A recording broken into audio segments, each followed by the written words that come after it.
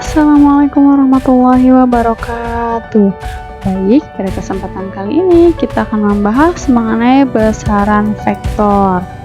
Nah, materi kurang lebih seperti ini. Namun, sebelum masuk ke pembahasan, jangan lupa ya video ibu ini di subscribe agar ibu semakin semangat membuat video pembahasan matematika lainnya. Kompetensi dasar yang akan kita capai pada pertemuan kali ini, yang pertama itu di KD.17 di 3.17 menentukan nilai besaran vektor pada dimensi 2 dan KD 4.17 menyelesaikan masalah yang berkaitan dengan nilai besaran vektor pada dimensi 2. Untuk tujuan pembelajarannya, melalui menyimak video pembelajaran, diskusi dan penugasan mandiri, siswa dapat menentukan besaran atau panjang vektor dimensi 2 dan menyelesaikan masalah yang berkaitan dengan besaran atau panjang vektor dimensi 2. Oke, kita masuk sekarang ke definisi vektor. Vektor merupakan suatu ukuran yang memiliki besaran dan arah serta dilambangkan dengan AB, lalu ada tanda panahnya di atas dengan A sebagai titik awal dan B sebagai titik ujung, atau vektor juga dilambangkan dengan U. Jadi bisa kalau misalnya dua huruf itu keterangannya yang depan itu titik awal, B-nya titik ujung, atau satu huruf saja, huruf kecil, itu juga sudah menandakan sebagai vektor. Yang jelas vektor ini memiliki besaran dan arah. Pengertian vektor di R2. Nah, apa sih sebetulnya R2 ini? Nah, vektor di R2 merupakan vektor di ruang dimensi 2, adalah vektor yang terletak pada bidang datar. Seperti ini. Ini bidang datar misalnya. Ini ada garisnya, bisa disebut juga sebagai vektor AB, atau kalian seperti ini disebut juga vektor U. Jadi ini adanya di bidang datar, vektor di R2. Notasi vektor di R2. Vektor di R2 dinyatakan dalam bidang kartesius X, Y, atau dengan matriks XY. Jadi penulisan vektornya itu bebas, boleh seperti bidang kartesius atau dengan matriks gitu. Nah, selanjutnya vektor posisi. Jadi vektor posisi dari suatu titik adalah vektor yang titik pangkalnya di titik 0,0 dan titik ujungnya di titik X, Y. Misalnya di sini. Ini adalah vektor posisi di titik P3,4 ya. 3,4 kan di sini ya. Adalah OP. Jadi di sini ini adalah vektornya. Vektornya itu OP.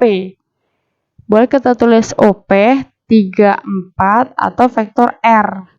Sama juga 34. Karena di sini 3-nya itu sumbu X, 4 itu sumbu Y.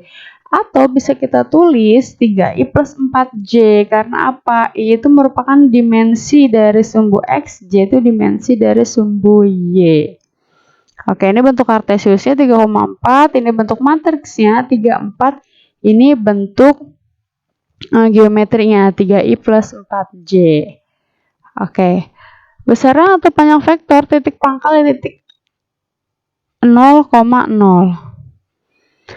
Nah, kalau kamu diminta untuk menentukan besaran atau panjang vektor, di sini panjang segmen garis yang menyatakan vektor V atau dinotasikan sebagai V, ini adalah tanda kurung lurusnya atau panjang vektor, maknanya itu kamu tinggal mengkuadratkan saja titik-titik yang diketahuinya. Jadi V1-nya itu berapa, di sini X-nya, lalu V2-nya ini sebagai Y-nya itu berapa, ini X-nya V1, Y-nya V2.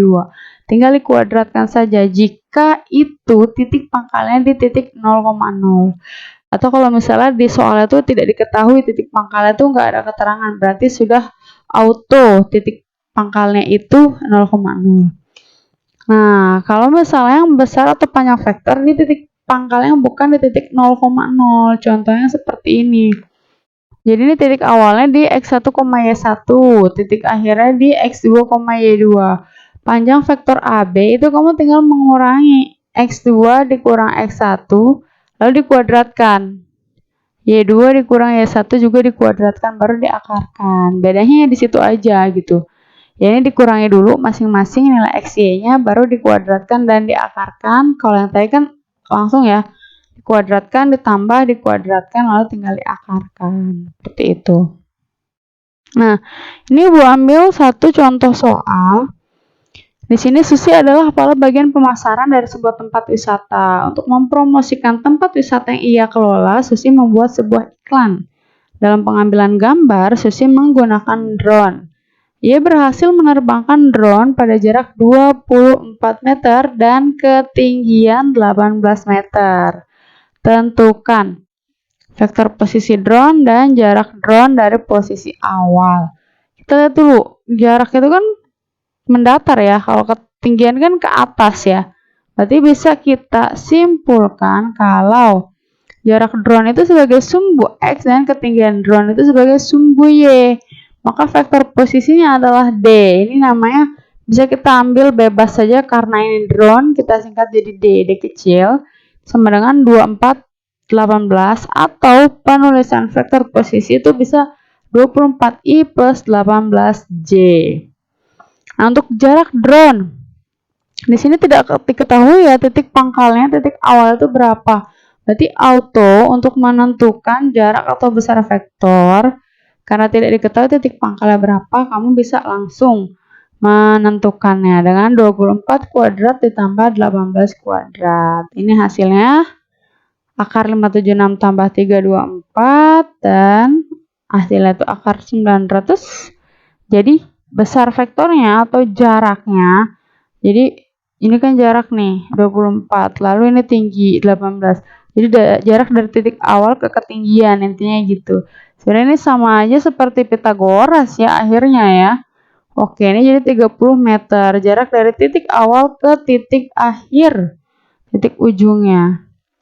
Nah, untuk tugas, Ibu sudah buat 2 tugas. Ini hati-hati di sini. Tugas yang pertama, untuk mempromosikan toko sembakonya, Heri menerbangkan balon udara. Ia berhasil menerbangkan balon udara pada jarak 20 meter dan ketinggian 19 meter. Misalkan toko berada pada titik 4,7. Jadi titik awalnya nggak di 0,0 karena berada di lantai 2 ya. Jadi ada di lantai 2 nih. Titik awalnya tuh bukan 0,0 lagi.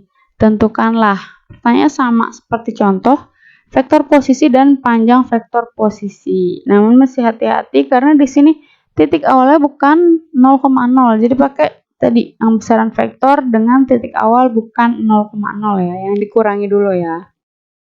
Selanjutnya, yang nomor 2, di sini titik keseimbangan pasar terhadap sebuah produk terjadi pada jumlah barang 30 dan harga barang 300. Karena ada aturan pajak terbaru, titik keseimbangan pasar bergeser ke Q25 dan P400. Tentukan vektor perpindahan keseimbangan pasar.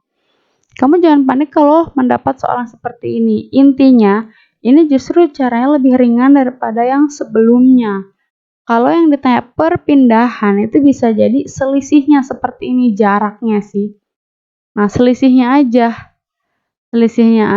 lalu hasilnya nanti vektor posisi masing-masing berapa, IJ-nya tuh berapa gitu, tanpa harus kamu kuadratkan dan kamu akarkan karena hanya diminta vektor perpindahannya berapa. Kalau yang tanya vektor berarti dia bentuknya seperti matriks atau yang I tambah J tadi gitu. Kecuali kalau yang ditanya panjang ya, kalau tanya panjang tuh satu nilai gitu, nilainya bulat dia, nilainya skalar. Seperti itu. Jadi 2 tugas ini simple ya, karena contohnya juga sudah ada, konsepnya juga sudah ada.